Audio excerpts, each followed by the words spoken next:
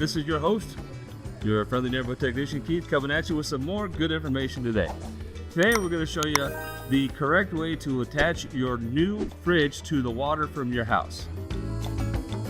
This has an indoor ice maker and an indoor water dispenser, okay? It's not hooked up yet, so we're going to go through it. Now, obviously, make sure your filter's in, and I know this one, the filter is down here, okay?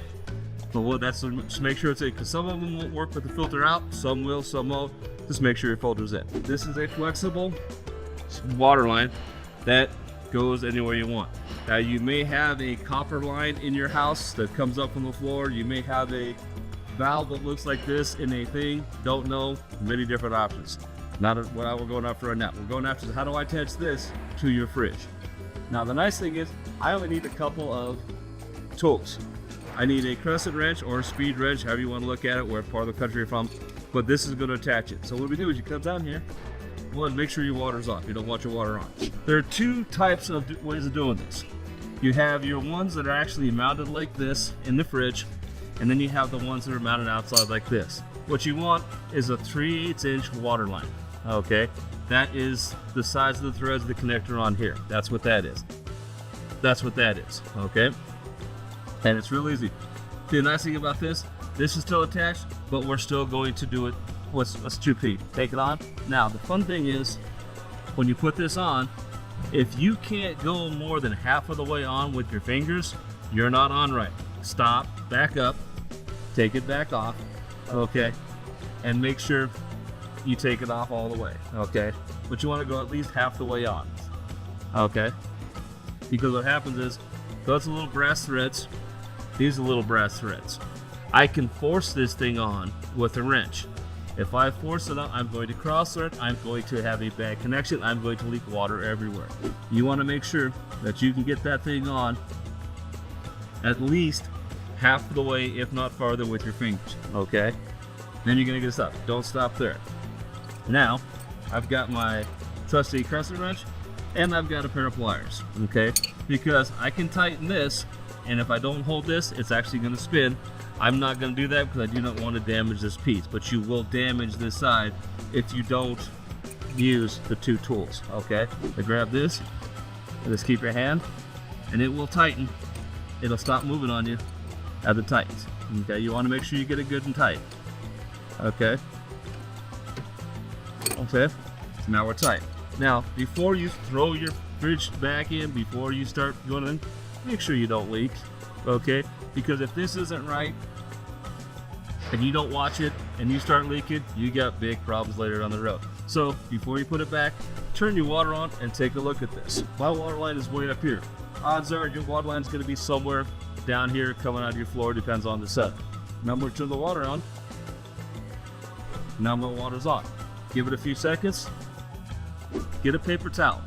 If there's any moisture, the paper towel is going to show it. I may not see it on my finger. I may say, okay, you don't know. You grab a paper towel and dab it around, okay? Obviously, there's no water. If there's water there, you would know. Like I said, don't do this at home. This is just for showing you what not to do, okay?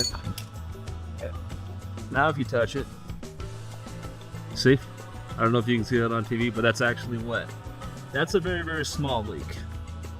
Now, see what I mean? Now you can see the water on my hand. Okay, the more you use it, it actually can leak. Keith, do people normally put like Teflon on the connections? You can, yes. Okay.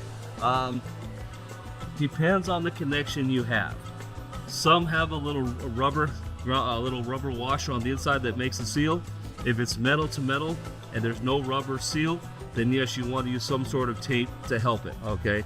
Now don't go wild and give it 3 inches of tape because you'll never get it on there. But basically, this one has a rubber washer in here, so I don't need Teflon tape for this because I know most of your water line connections are going to have rubber grommet washers. You want to make sure it comes through. Hey, I got water. Now, that may or may not come through quickly for you. Give it a few seconds. If it's brand new, never been used, the whole 9 yards, run until you should hear some hisses and some spits and things that'll start kicking out water. Once you do that, run about a gallon of water through the machine.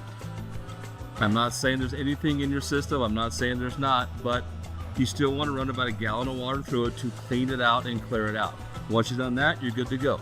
Now your ice maker, if you got an automatic ice maker, it should automatically kick on now that it has water, okay?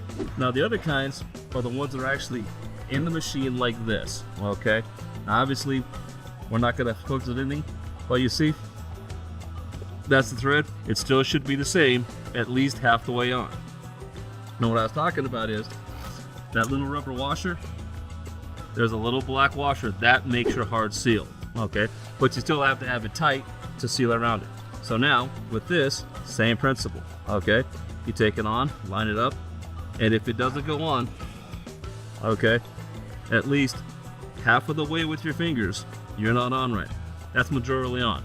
Now the nice thing about this is gonna be mounted to your fridge. So all I have to do is come in with my wrench, find the right size,